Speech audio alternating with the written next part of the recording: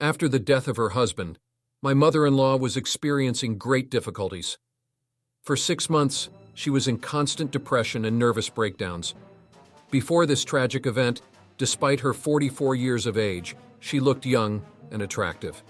However, as she neglected to take care of herself, her appearance quickly began to reflect the age on her passport. Watching this transformation was very painful for me. I confess that when I first met Sarah, my imagination was captivated by her attractiveness. Her symmetrical facial features and voluptuous figure were certainly pleasing to the eye. She also had a penchant for wearing revealing and provocative outfits, which couldn't help but delight. There were even moments when I was discreetly admiring her. However, everything changed in an instant, and now she wore only dull and careless clothes, not to mention the fact that she did not pay attention to hair, makeup, and other aspects. Sarah had no one closer to her than my wife and I, and it was our responsibility to lift her spirits and restore her vitality. We had to take the initiative and make every effort to rejuvenate my mother-in-law. We just needed to introduce her to a respectable gentleman to get her interested in him and start grooming herself. The idea occurred to me. "You're a genius, Anderson," my wife exclaimed. "That makes sense. But what man would want to date such an unattractive woman with faded looks?" "Well, let's try a different approach," I suggested. "Take her to a beauty parlor, get her hair done, manicures, and anything else she needs. And you're going to give her money for all that. It's not cheap, is it?" "Yes, I love my mother-in-law, and I don't want her to suffer," I replied. After some thought, I made a decision. When Jessica told me the approximate cost of caring for my mother-in-law, I was stunned, to say the least. My entire premium had gone toward this endeavor.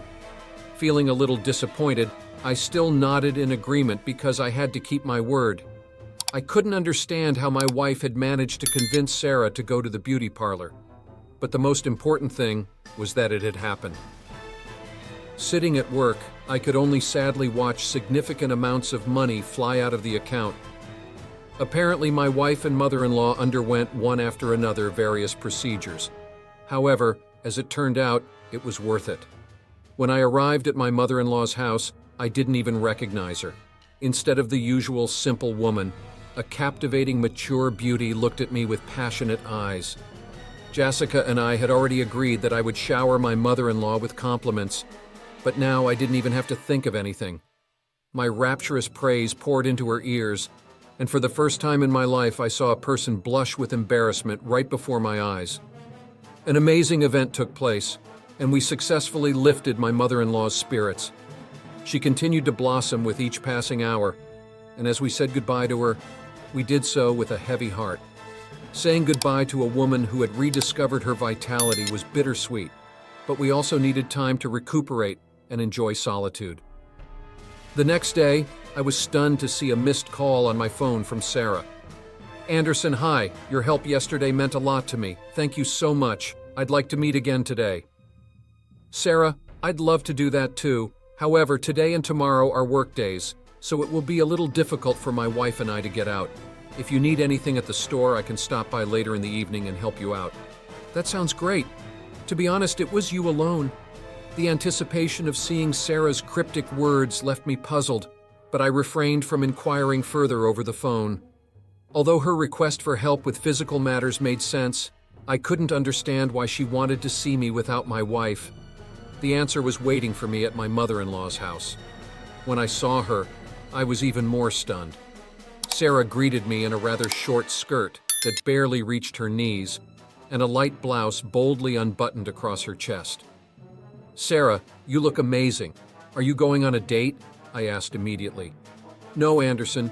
It was your words and compliments last night that prompted me to experiment with my appearance. I wanted to know if you were just flattering me yesterday or if you really like the way I look." "Sarah, of course I was sincere. However, I must admit that yesterday you just looked attractive. Today you look incredibly glamorous and bold." "Thank you, Anderson. Your words are really kind. But why are we lingering in the hallway? At least let me buy you something tasty." My mother-in-law has perked up. She prepared 3 dishes just to please me.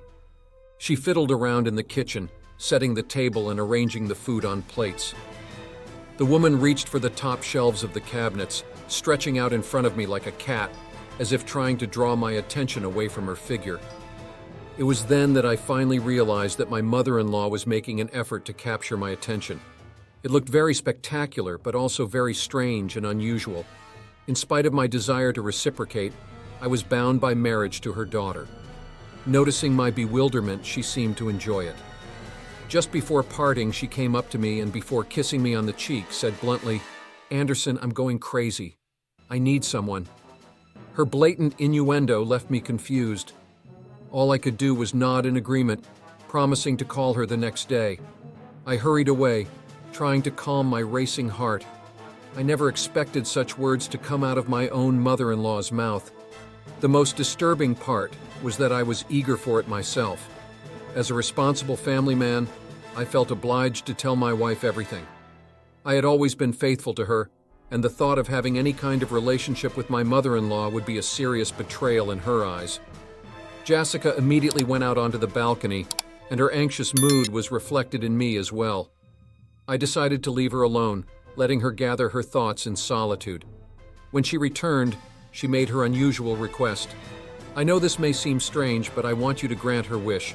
We have put so much effort into helping her overcome her depression." I knew I had to react accordingly, so I smiled and assured her, "You're not weird, you just care a lot about your mother." The next day, I pleased Sarah by confirming my arrival at 8 p.m. As I approached the appointed time, my excitement grew, for I had never before imagined such a development, even in my wildest dreams. But now it was going to happen in the real world. The woman met me in an even shorter skirt and a transparent blouse. If I didn't know Sarah, I might have assumed I'd come home to a young girl.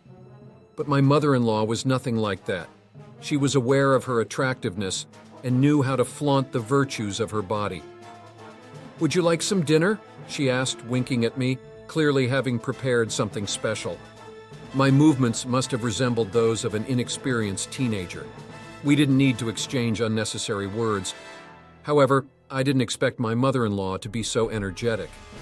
After it was over and we were catching our breath from the excitement, we felt no discomfort or remorse. Rising from the bed and heading for the kitchen, Mother-in-law said, "Now we'll have dinner without any bickering, but don't think of relaxing because we'll definitely be back in the bedroom later." My wife, who allowed me to visit her mother and relieve her of her depression, had no idea what her mother was capable of, nor could we have realized what wild side we had awakened in her. However, I realized one thing. It would take more than one night, and I would have to work hard to keep my mother-in-law from becoming depressed again. Thank you for joining us on this emotional journey. How did you find the story? Let us know in the comments below. Don't forget to like and subscribe to our channel for more compelling narratives and engaging content. Your support means the world to us. Until next time, stay tuned for more.